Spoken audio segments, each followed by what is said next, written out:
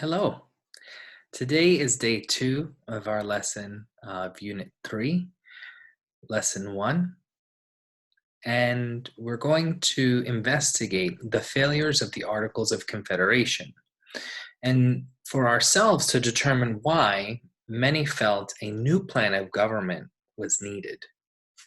Now, if you remember from our discussion last time, the Articles of Confederation is our nation's first set of founding documents. The United States owned millions of dollars and had no way to pay its debts. Congress was unable to pay the national debt because it did not have the power to tax. Congress would ask for money to repay those debts. States, however, had the right to turn down the requests of Congress, and in most cases, they did so.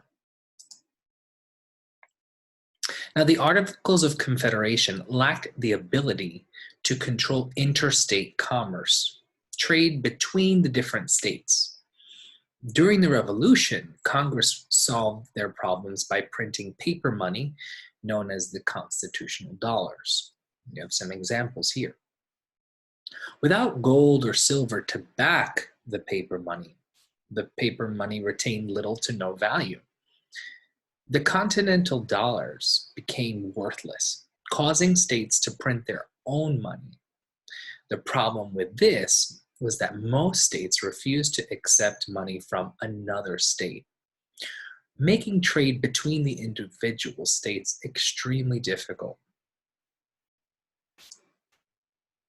Now, an important accomplishment of this central government under the Articles of Confederation was the development of guidelines for the admission of new states into the Union.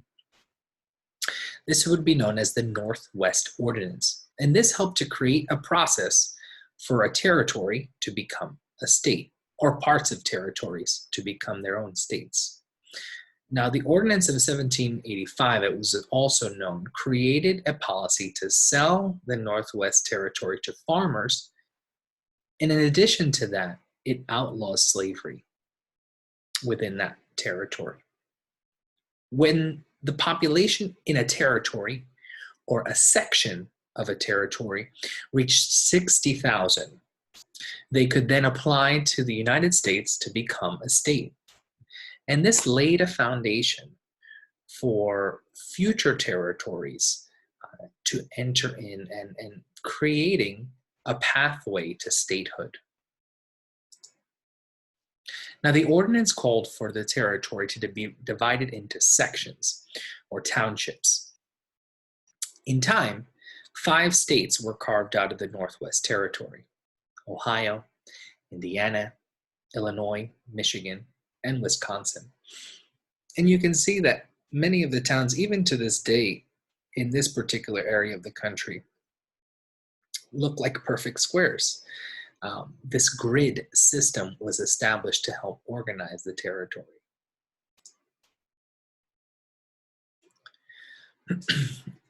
Now, let's take a look at the Land Ordinance of 1785. Rectangular land survey system is what was being used.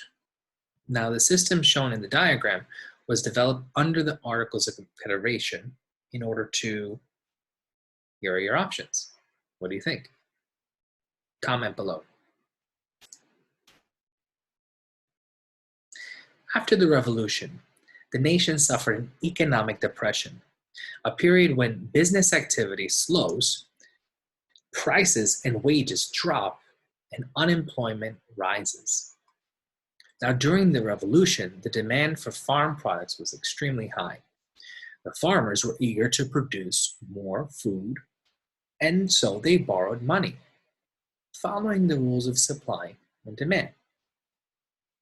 Demand was high, so prices could be high, and supply could be increased to meet the demand. Now, after the war, many farmers could not repay their loans. The banks and the courts seized or took the farms from the people who did not repay their loans. Now, taking a look at what we've learned already, What effect does the increase in demand have on the prices of products? In 1786, the unhappy farmers flared into rebellion. They were determined to save their debt-ridden farms. Daniel Shays was an unhappy farmer who was able to gather a force of over 2,000 farmers and led them into a rebellion, attacking courthouses and preventing the sale of their property, the payment of debts. Shays Rebellion created a demand for a stronger central government. The central government was unable to respond as efficiently as they should have. Now, how would a stronger centralized government help prevent the issues that arose, such as Shays Rebellion? Now, George Washington felt that the Articles of Confederation had to be changed in order to meet the needs of the farmers. He himself was a plantation owner and understood some of the struggles that they were going through. In May 1787, the leaders of several states met to discuss this issue in a convention. The government that was created under the Articles of Confederation briefly lasted because the government lacked the ability to enforce its authority.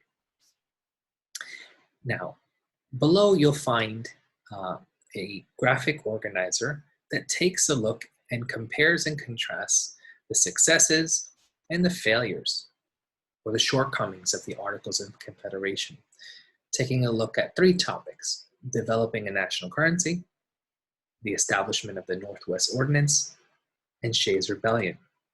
Describe the act, determine whether or not it was a success or a failure, and then how did it help or harm the government. Now, taking away from today's lesson, the Americans were weary, scared of a strong central government.